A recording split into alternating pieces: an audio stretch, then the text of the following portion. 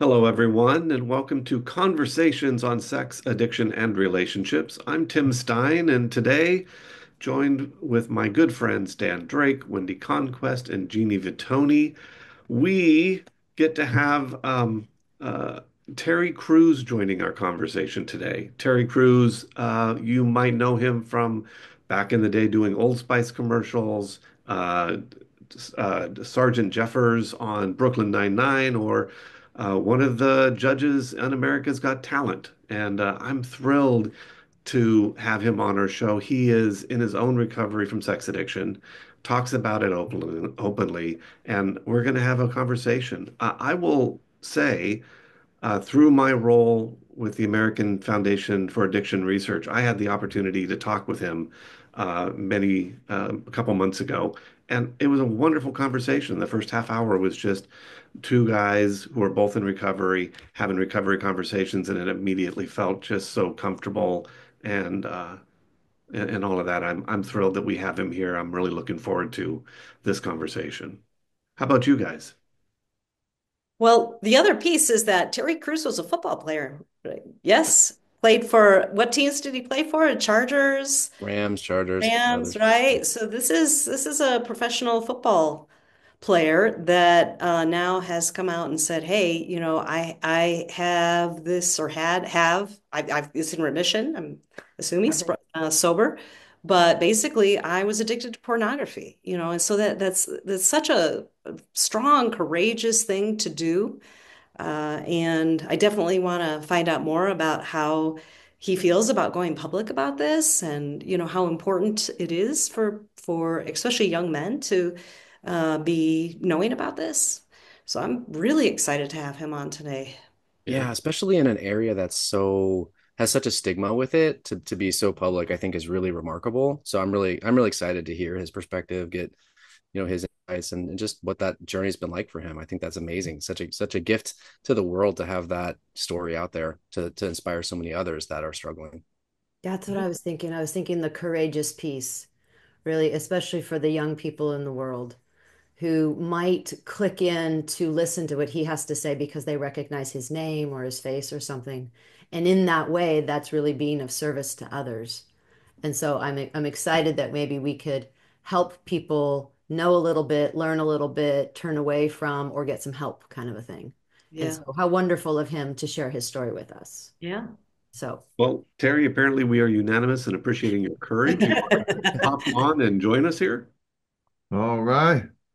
Hello, guys. How you Hello. Welcome, doing? Terry. Hi, Oh, thank Terry. you so much. That was a great introduction. Thank you so, so much. I appreciate all the love and I'm just thankful to be here. This is awesome. Yeah. Well, we really appreciate you being here. Appreciate your journey. Can you just share with us a little bit, like, what was your process of like self-realization that porn was addictive and problematic for you, and how did that come to light for you and sort of step you?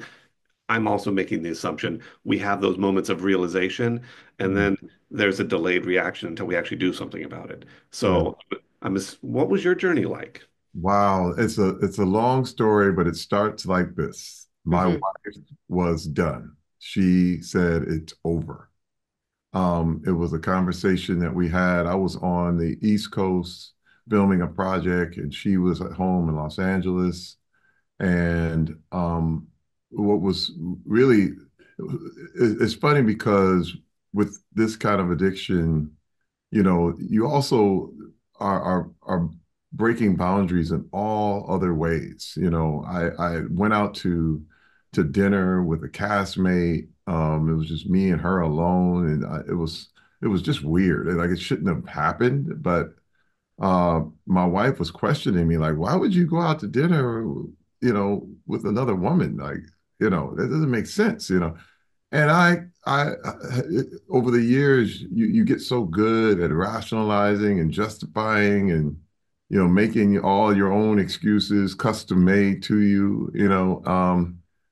And I just was like, well, I had all these excuses. And I wasn't apologetic, but it was just, you know, it was kind of to me, I had felt that even with the pornography use, that my wife and I have been getting separate, separating for a long time. It was really wild, and thing that I discovered is that every time you indulge in pornography, it was like a brick being put in my relationship. You know, um, there's a lot of spiritual connection, and she could feel me getting distant. She could feel, you know, one thing is one lie turns into another. And she just stayed on the phone and questioned me like, and it was, I mean, I have to tell you, I was trying to go to sleep. I was like, we'll talk about it later. And she's like, no, no, no. What is going, and I'll never forget the word she said is, what is it I don't know about you, Terry Crews? Mm. Woo. And man, and it just triggered a flood, just not even a flood. It was more like, I'm tired. I'm tired of putting up this front and tired of holding up this image, and it all weighed down. And here it is. I had a chance. Like it was a chance. It was an opportunity. It was like hitting the Death Star, like Indiana Jones, and you can come underneath the wall that's closing down, and you just scoot underneath it. And I just said, I told her, I like, and what had happened is I had actually been unfaithful to her at a massage parlor 10 years earlier. But, that was the one thing that I vowed I would never tell. Like I vowed, like if there's no way I'm ever gonna, and it was because of the pornography use, and it totally the acting out, and it culminated with that. And I was like, I thought I'd never do that. I thought, okay, yeah, pornography and the whole thing, that's all I got. But I thought I'm never going to touch another woman. I'm never going to have another woman touch me and all that. And there it was. I, and this was 10 years earlier. And I said, oh my God, like I went across, I crossed the line, but I said, I'll never tell. So for 10 years, I had been, running around these questions about, she would say, so, what goes on, what's going on with you and what's happening? And I would get into an argument in order to get out of the conversation.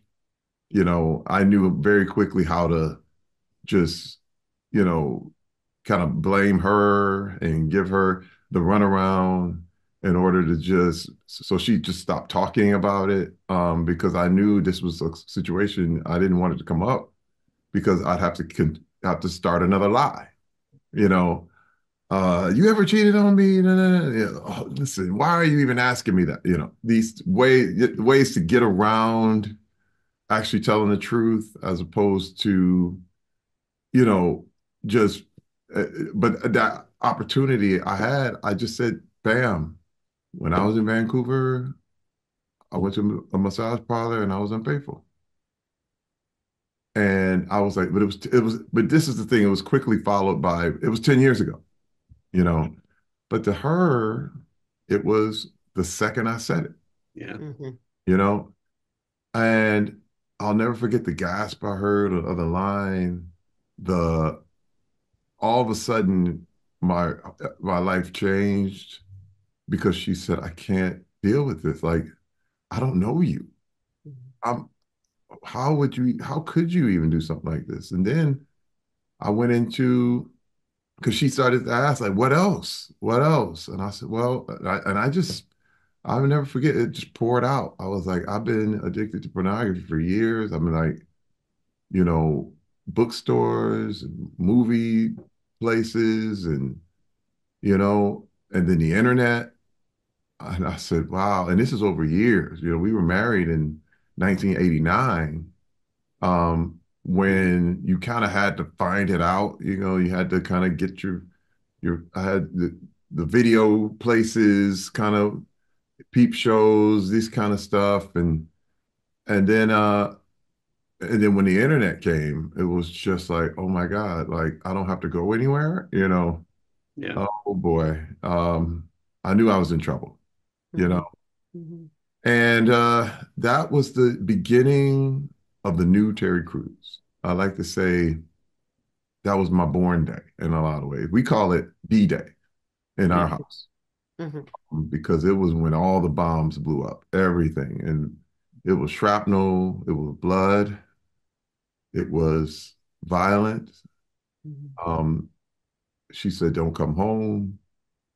And it was so like final. Like it was really strange though, because there was a relief too. Like, oh, I said it. Knowing that, and this is another thing too, you gotta understand as a Hollywood celebrity, you start to wonder, like, you know, because even in my head, I'm thinking, when is the divorce gonna come? It was almost something you expected, uh, as opposed to, you know, like, man, because you don't see anybody in Hollywood that just lasts forever. Very, very few. You just feel like, okay, this is the period, this is when it's gonna happen. Because I'd already been feeling separate. You know, um, But also what I also hear is that when you finally were willing to acknowledge that as scary and whatever consequence might come, there's also that piece of, but now it's out here and whatever the consequences are, I can deal with it right, instead of just living in the fear of it. And I think it was also meaningful when you said, you know, now she could get to know me and I also make up, and now you could finally get to know yourself as well. wow, that is the perfect definition of that because I didn't even know who I was. Hmm. I got trapped in a picture of Terry Crews, and it was sustained by everything around me.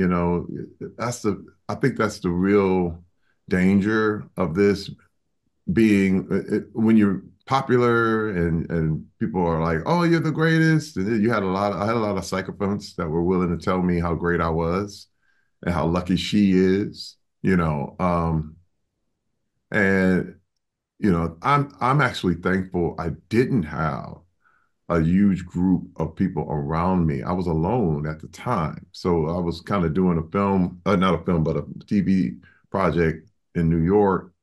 So there was nobody who was around me telling me like, "Oh man, you're good and you're great." I was just, it was, and it was weird. It was the same day as a blizzard. And so it was really symbolic. Yeah. I was trapped in the hotel. I'll never forget. It was the Mercer Hotel in Soho, and it felt like a prison, felt like a dungeon. The rooms had no decorations. I was like, oh my God, they're doing this sparse modern thing, but it felt like, oh wow, this is a jail. And I couldn't leave because it was snow up to 4 feet. It was really ridiculous. It hit New York. You were And going to be forced to deal with this, whether you oh, wanted to or not. I was forced. I was for like, man, nothing. It was like, oh my God, it's me, myself, and I. And Hmm. it was a whole day of because originally she hung up on me and I had to come to the grips that I didn't have a family anymore. Like, and what did that look like? You know, wow. And it was weird because I went through several different phases. I was like, okay, good. The first phase is like, you know what? She didn't appreciate me. Cool. You know what? Hey, I'm Terry Crews. I'll just find another woman and now I'm free. And I was like, but wait a minute. Like, this is the only person on earth that knows you and actually loves you. So free to do what? And it was always followed by new questions. One question would turn into another one. And then I was like, okay, well, um, you know, I can deal with this and maybe I can get her back. But I said, she always said she'd never be with a cheater. So I knew even the vows that she made. And I was like, uh-oh, I'm out here. So how did you Yeah. find Oh, go so ahead.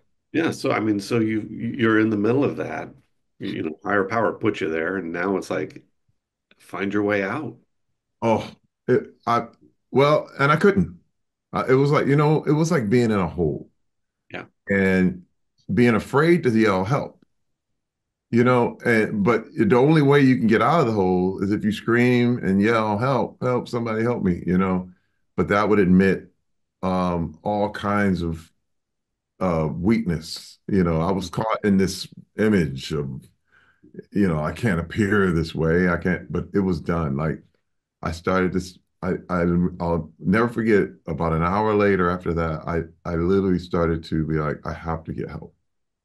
I have to get help. Like I have to talk to somebody. So there was a good friend and I called him up and I told him what just happened. And he gave me probably the wisest advice I've ever received in my entire life. He said, Terry, I can't promise you you're going to get your wife and family back, but you need to get better for you.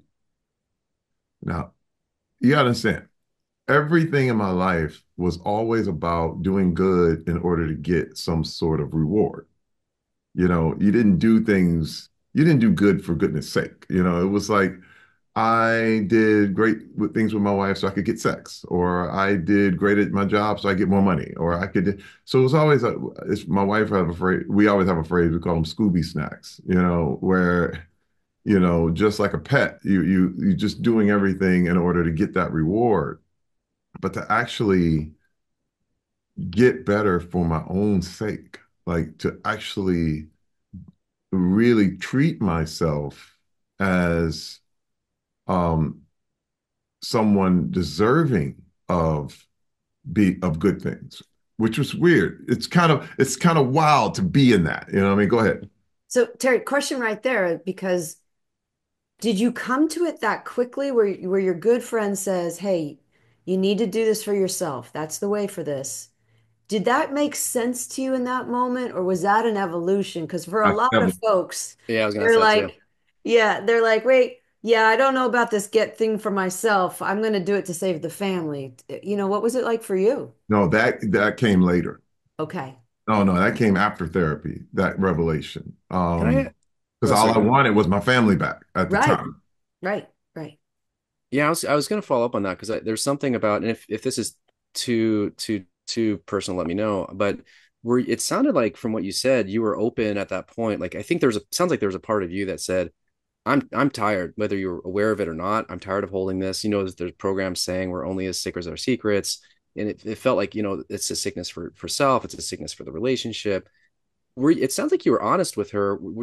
That's not the typical story. A lot of times people share partial truths, or they, drip some stuff, or they don't share it. Were you at that point open to being fully honest, or was there kind of was that a journey too? No, it was a partial truth because I kind of gave her a big glossy like overall, but disclosure came later.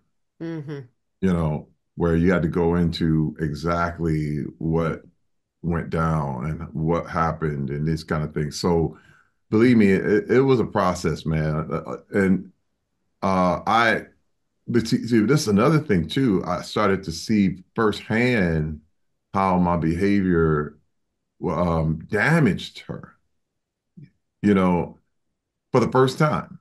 It was like, oh my God, it was like shooting her. That's the only way I can really describe it because she was so full of love for me. And to be this person, for her to find out that I had this whole secret life, she was just like, I remember, I mean, what's wild is, even over the course of the next couple of weeks, like she was like, what you would say, someone who was in war where it was Traumatized. traumatized, Or like veteran. Yeah, like yeah, where they're just Emotional failure. staring into space and she, Shock. she Hmm. couldn't function, Yeah.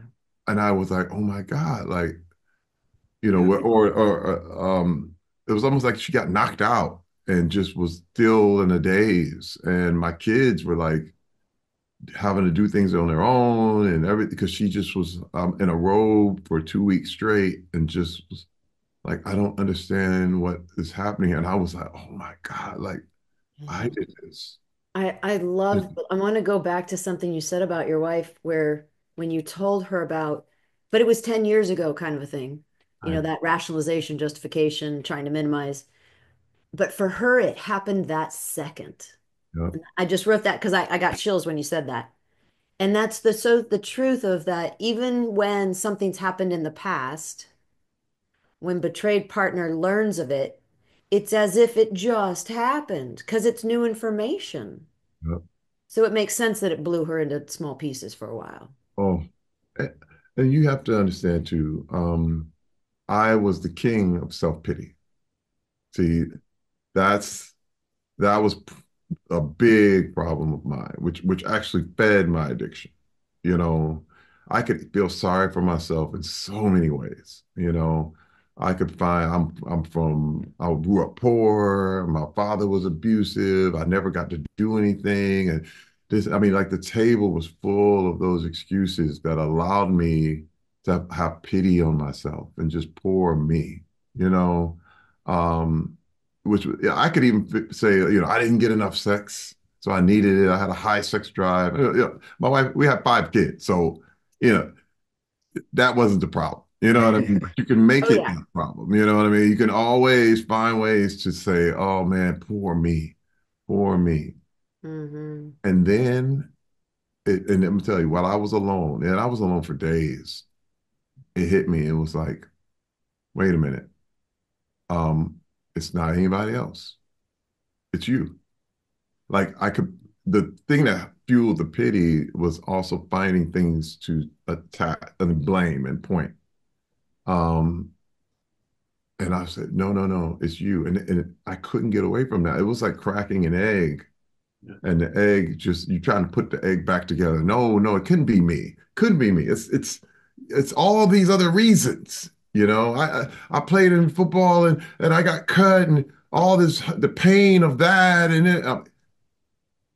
yeah, my mother was abused but I that hear did that. not change me. That What? that that that piece about the fear of having to acknowledge that it's us, the addict, that we have done this, that we've put this all this chaos in our life, that we've impacted our partners and other people in our life in this way, and how terrifying it is for us to acknowledge and take on that kind of responsibility, and yet how that acknowledgement and that stepping into it's me opens up the door for us to actually finally change things, to start healing our life, to start supporting other people for our life, to start to change. And so it's that I'm terrified of this, but it's the only way out to something different. Tim, I realized if I messed it up, only I can fix it. Yeah. See, but the Powerful. fixing, whew, I was going, oh my goodness. I mean, it was a mountain in front of me. Hmm. I was in a valley and I was like, okay, to fix this, you got to scale Mount Everest.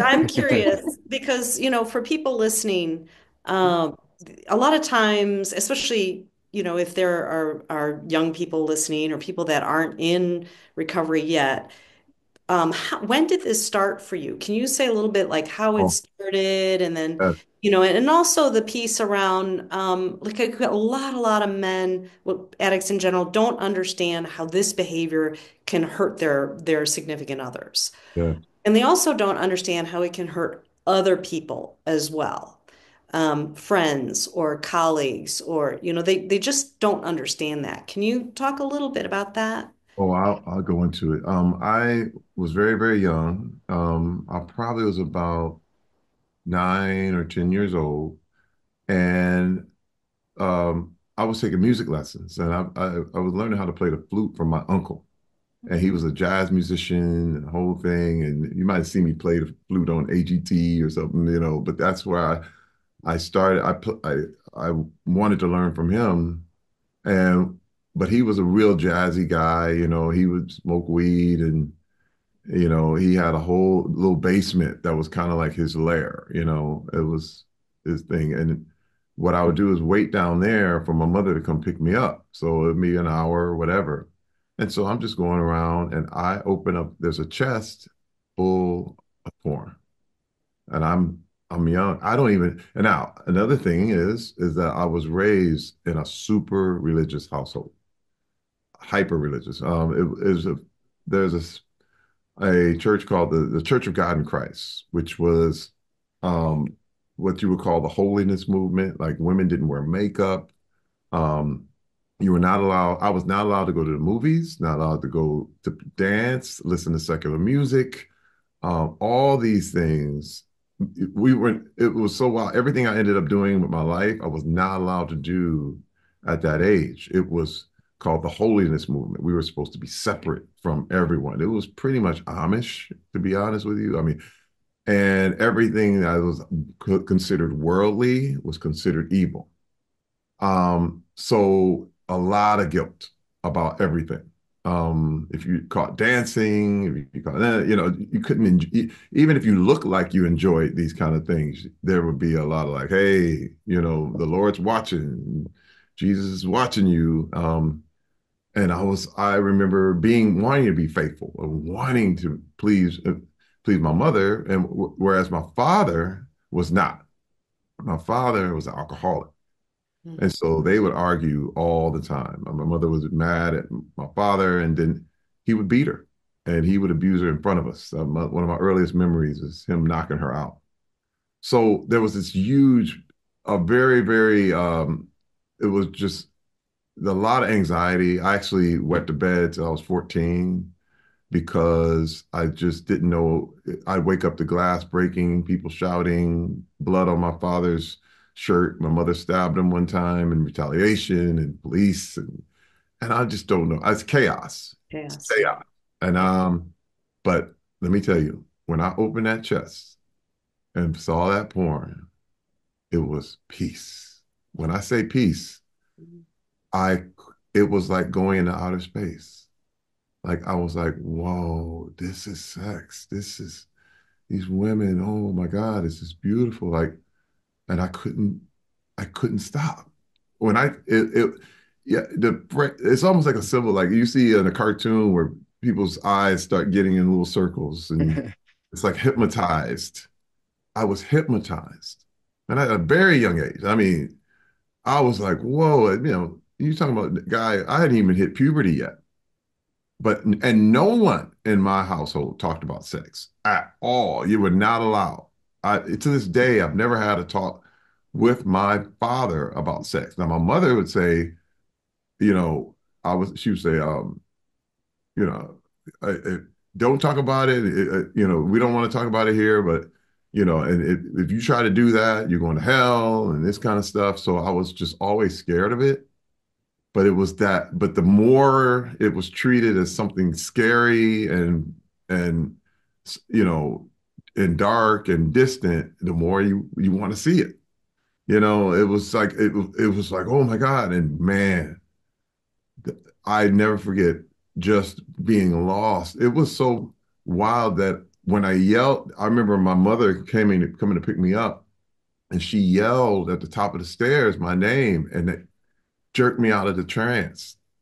And I slammed it down. I promised I'll never look again. Like, I promised. I was like, God, forgive me, forgive me. Oh my God, I know I'm in trouble. I know I'm going to hell. I know, all those rules that just came flooding in. Like they said, hey, if you ever do this, it's going to be bad for you. And I was like, oh man. And I was really thinking also something would happen bad to my mother and my family. You start to attach anything as a kid. You don't know, if someone doesn't tell you about death, or you think you killed them, if you go to a funeral, you don't have these kind of separations. So everything that was bad that happened, I think my mother's going to get beat because I looked at porn, Mm-hmm. you Mm-hmm. know. Your Uh, 9-year-old Yep. brain. oh, right. It's Right. both, 2 + 2 equals, oh my God, this is it. So I just, but then I couldn't resist. Like every time I would go to practice and they would leave me to wait, there's that chest. And I was like, oh my goodness. And I was left alone, and I'll open it back up. And also there was an endorphin rush that just, woof, I don't know how to describe it. It I've never been high. I've never taken drugs. I've never been drunk, ever. But I know what it feels like. You There's something you're talking about there that I know in my own addiction that I experience this, and I'm curious, Wendy, Dan, and Jeannie, if you guys see this in your clients. But what you talk about is like first seeing it, and there was like this almost instant hook. And I know for me, when it came to sexuality, there was this hook that I seemed to have that the other kids around me didn't have. And, almost like you hear alcoholics talk about that first drink and they were off to the races. Yep. And and something about our experiences, our genetics, the background that we've walked through, that there's this vulnerability that comes up around sexual material, sexual behavior, sexual experiences, that when you have this predisposition, it's almost like instantaneously you're hooked in. I was hooked. At the time, again, I was born in 1968. I'm 56 years old. So at the time, there was pornography in the grocery store. You know, my mother would send me in for milk, and I would go in, and there was Playboy. It was high up on the shelf, but it was there. And this is amazing. I'll never forget this, is that the hypnotizing kind of thing. I was literally caught up into this magazine, and my mother was like, "Hey," and I went, "What?" And she said, "I've been waiting out here for 20 minutes for you." What? And I threw the magazine down. When time stopped, is what I'm saying. Like, Mhm. I knew I was supposed to go get milk, and all of a sudden I was gone. Like, whoa, time and space all went away. Mhm. And I was just there. Like, when you say hook, and then the next kind of evolution was when my parents got cable TV. Mhm. And there was a channel called the Escapade Channel, which was like, it was like softcore porn and the whole thing. But the channels were blurred and scarred. It kind of like had a scanner where they would just be blurred. But what everybody in school and everybody knew is that if you held it in between the channels, it would come in clear. Uh-oh. Man, every time we had the cable box in my mother's room, and I remember never forget, anytime they left, I was running right there. And I would watch with my hand stuck in this position till it cramped up for an hour, just because I was like, whoa. And my mother caught me doing that one time, and she was like, what? And I was, I never did this. First time I ever did that. Um, Terry, I know a lot of people, and I just need to hear you say it. A lot of people say there's no such thing as porn addiction. right. You cannot get addicted. What's your answer to them? Well, look, my answer is to anybody who is saying there's no such thing as addiction. All I know is if I'm the only man in the world to ever be addicted to it, then that I refute that whole theory, because guess what? That was me. Me. I was addicted to pornography. Addicted, meaning, listen, if day turns into night and you're still watching, I couldn't stop.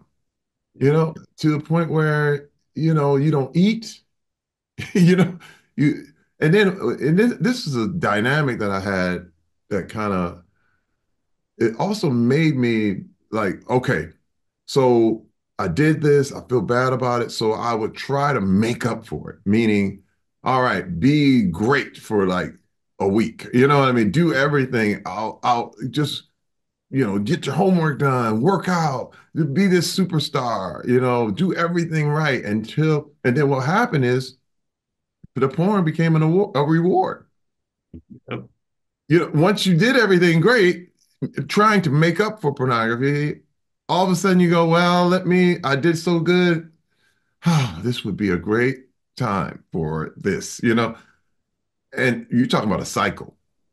And this is Hmm. one reason why I became it's a weird thing because I became very driven, not because of enjoying achievements and everything, but it was also trying to clean up who I felt I was deep, deep, deep down. Yeah. And deep down, I felt I was a dirty, evil person. I was So going to ask about that too, because that shame that can drive so, the negative core beliefs based on shame. I'm bad, I'm defective, I'm dirty, I'm, all that stuff, the stuff I'm going to hide, not show anybody. So I'm just curious because, we, not to fast forward too much, but being out there and having a certain image a certain way, it's a big departure that to then hey, I'm going to be vulnerable and authentic and not show this image. I'm going to actually bring this image of what you see of me to also now here's the real me, here's all of it, including the stuff that I've hidden and been, the dirty stuff that nobody's supposed to know about, that you've actually I guess, again, not to fast forward too much, but it's really beautiful that you can be fully authentic and not have to have this image and try and do so much to try and, polish that image. You can actually be your full authentic self. It's really beautiful. But it's funny because I found for me, um, you got to say it took so much from me. I got angry. You get mad because you go, dude, like, how did I get trapped in this? And you start to realize that the power was in the secret. And it got to very, very uh basic kind of things where I said, okay, to defeat this, it can't be a secret, you know. So I started to be honest, and it was, have to say, my wife and I went through hell. And when I say therapy and recovery and disclosure, and it's a miracle we're still together. Miracle, miracle. Betrayal trauma is real. There are times when it's, I even now I have to just be very, very careful. But also though, it made me mad that because I was hiding all this time, and I said, I'm going to counteract this so much because I had to make a decision as to whether I wanted the Hollywood life or if I wanted my family. Wow. And the thing is, Hollywood doesn't care if you lose your family. That's just a fact. In fact, they're like, hey, great. Now we can put you in more projects. Now you don't have to go home. Okay. You can stay with us all day. And you're like, but you don't love me. You don't care about me. The movies, the project, all this stuff, everybody's going to forget that stuff. Um, and I had a real, like, serious decision to make. And I decided that I wanted my family. I said, I want my family. And I said, if the Hollywood thing goes away, then so be it. And this came after years of therapy. When I came forward publicly about this, we had already been through about 8 years of therapy. And I wanted to put the nail in the coffin. You know what I mean? Like, could I? I started asking myself, like, can I do this? Can I go public with this? And I said, if you can, it would make you could be more free. Now, I would never advise anybody to do that. Okay. Never, never, never. I would not advise people to go public. I would advise people to find a counselor such as yourselves, or find a friend or someone that you could really confide in. But I was already public. Like, but I'm you're talking a about public something. eye. You're talking about something that's really important, though. You were 8 years into your recovery, Yeah. and in your work, you had gotten to the point where you were like, I hope that this goes well. And if it doesn't go well, I've got enough self strength, self esteem, enough boundaries in place, enough of a foundation that I've created that if it doesn't go well, I can tolerate that. And so like when we talk about people that first come in the door, I'm often saying, don't go out and tell everybody, don't tell your friends, don't tell your family yet, because you don't know how they're going to respond. And if they don't respond well, you don't have the skills yet to tolerate that.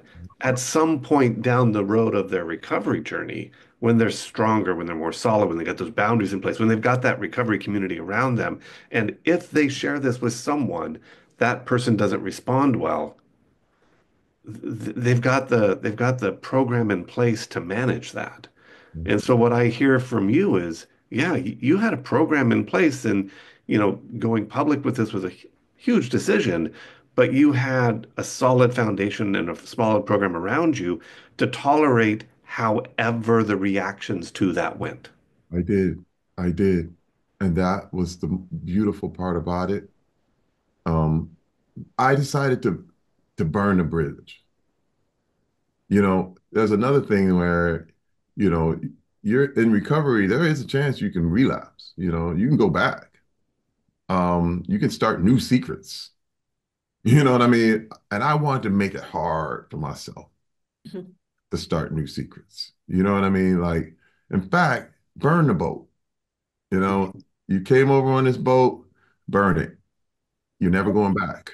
I was wondering, okay, so you've made this decision to go public, and at this point, you and your wife have both done a lot of therapy, which takes a lot of time and energy, and so many more things from the relationship and family while you're focusing on this.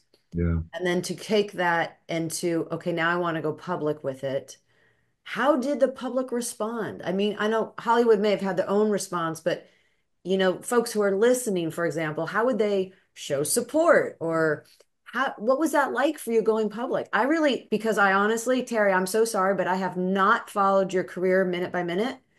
And so, I don't know how it went. Oh, check this out. This is crazy. All It's a right. wonderful story.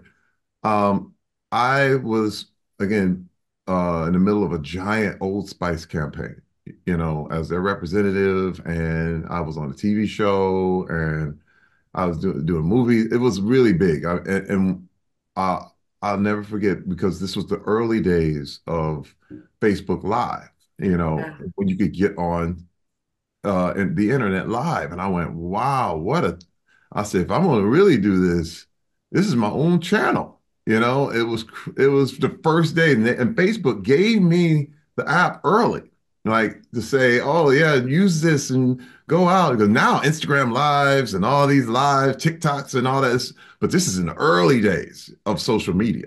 Okay, I mean, you just come out of what is the other one? It's just well, anyway, Yeah. it's so like wow, I could really hit everybody at the same time.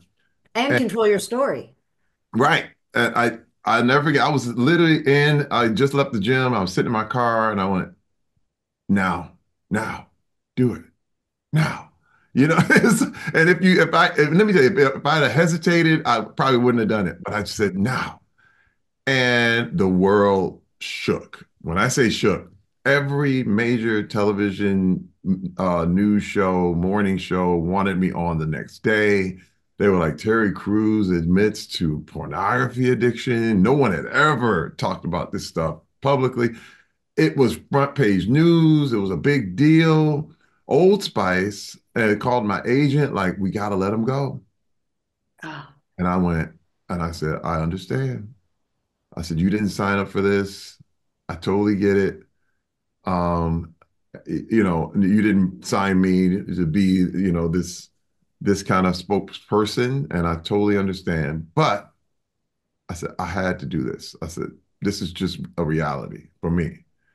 And I was ready to take those consequences. And then 2 days later, they said, wait a minute. He didn't get caught in anything.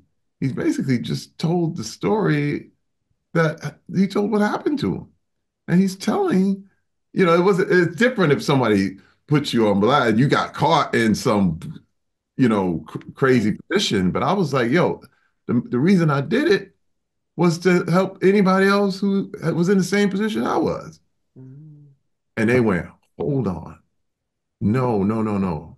And I got letters and support from the people at Procter and Gamble, and they were like, "Yo, we're with you, man. We're with you." Uh, Oh my So you God, got so I'm you I'm got getting to do choked up thinking about it. yeah. You know? So you got to do the commercials. Oh yeah, and I That happened. continued. That's amazing. that's Isn't funny. that wild? Because Good for That's them. it amazing. just no one knew what to do. It was like, oh, I think we got to get rid of him. Do we? It was Did, too. But Yeah. my God, it was such. And then the comments. People were like, me, man. Whoa, whoa, me. That's Yeah. me. Yeah. Oh man, I mean, thousands upon thousands, hundreds of thousands of comments are like, Terry, I had this problem for years. People came confessing. People came to me like, what do I do? Help me. I'm like, I don't know. I'm not a licensed therapist. I'm like, I don't, but it was a flood worldwide, mind you. People Good. took the video and put it in different languages. It was in Russian. It was in Portuguese. It was the, it was like, oh, and now, mind you, it made me feel, I was like, oh my God, like this is one of the reasons why, you know, I felt this unction, but you feel the purpose and mission that Mhm. came with it. Like, and it was a stab at this thing, this monster. Did you expect Dirty Little Secret to be I love multi? this, Oh no, it's Terry. beautiful. Thank It's Wait, you. amazing. emotional there. Wait, hang on. I've got Hang chills on, over hang on. here. Say, Hang sorry, I've sorry, got yeah. chills. Go Terry, ahead. thank you. Because people were hearing you. Yeah. They were hearing you. They were feeling you. And what a beautiful, because then you have purpose and mission, like you were talking about. You were connecting with these people in your beautiful moment of conscious, thoughtful vulnerability. Uh, Thank you for that. no. What Um, did that stab to the monster mean to you? it was felt great. And knowing that this thing, it was just like man, like again, when I say I got angry at what, and this is where I want I really want to sum up a little bit of what I'm saying right now because people get a bad image of the term recovery. It term is always looked at as like, oh, you'll never beat this. You're in recovery. Oh, poor guy. Yet another way to feel sorry for yourself. But you got to understand recovery, the definition of recovery is to get something back. It's like someone ran off with your life and your treasure and your everything that was good in your life, and you're getting it back. You are recovering this stuff. It's good news. It's great. Like to be in recovery is a oh my God, like man, you and every day I get more stuff back. You're like, you thought these things were gone, and you're like, oh man, I got this back. What? I thought it was over. You know what I mean? It's just like that's the term. That's what recovery is. It's not poor guy. Oh, he's never going to get over it. No, no. In fact, you're turning into more of yourself. There's part of you that was stolen. You're actually getting all of you back. And you're endless. Like you are, and you keep going. And it's every day I get to more like, oh, instead of being that image of Terry Crews, now I'm the real Terry Crews. You know what I mean? Now Yeah. woo, like this is a man. Now I can go in strength and power, and full force. That's what recovery is. So Terry, you're a therapist's dream.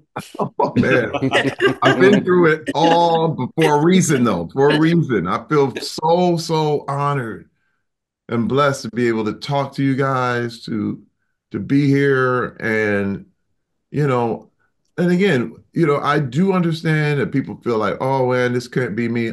Listen, then I'm not talking to you. I'm talking to the people who had those problems, the problem that I did. And so There's a lot of people who don't have it. if Joe is out there and he's listening to this and what you're talking about resonates with him, what would you tell Joe to go do so he can start the journey of finding the real Joe? First of all, I would tell Joe to be honest with himself. Stop the pity, first and foremost, because that's the thing that holds you in your, you can this is the thing that, you know, the pity fuels the shame that fuels the pity. And one thing I would say is you have more power than you realize because that's the thing about self-pity. You feel powerless.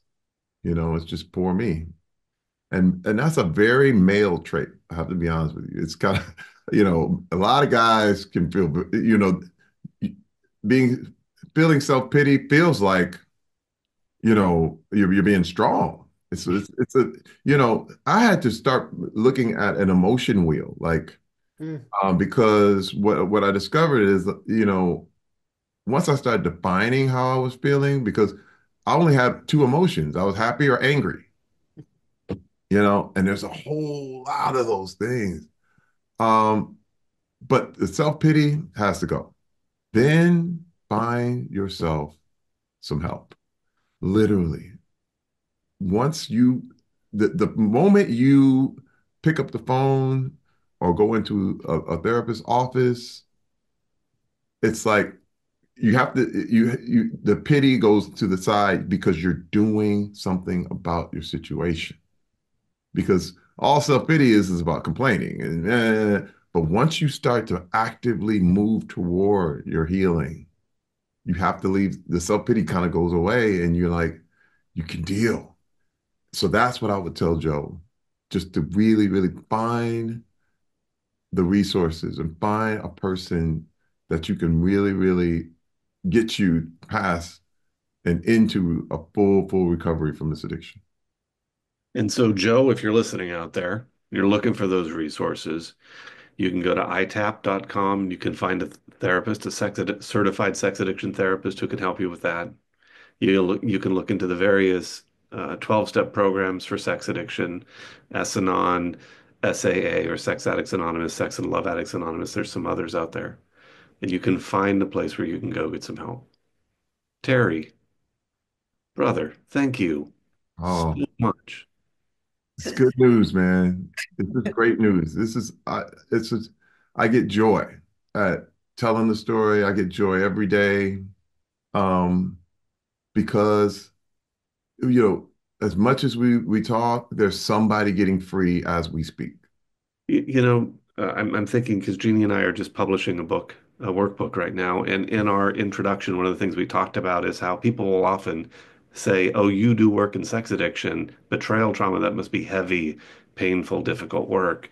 And we will say, "Yeah, it is, but it's also really full of hope and joy and the overcoming of all of these obstacles." And you can't paint those pictures of redemption without the dark patches to start with. So good. That's it. Redemption. I love that. So good. thank you, Terry. Thank you so much. Thank you, everybody. Thanks, Thank Terry. you. Tim, do you want to do the final? Yeah, so thank you everyone for joining us in our conversation today.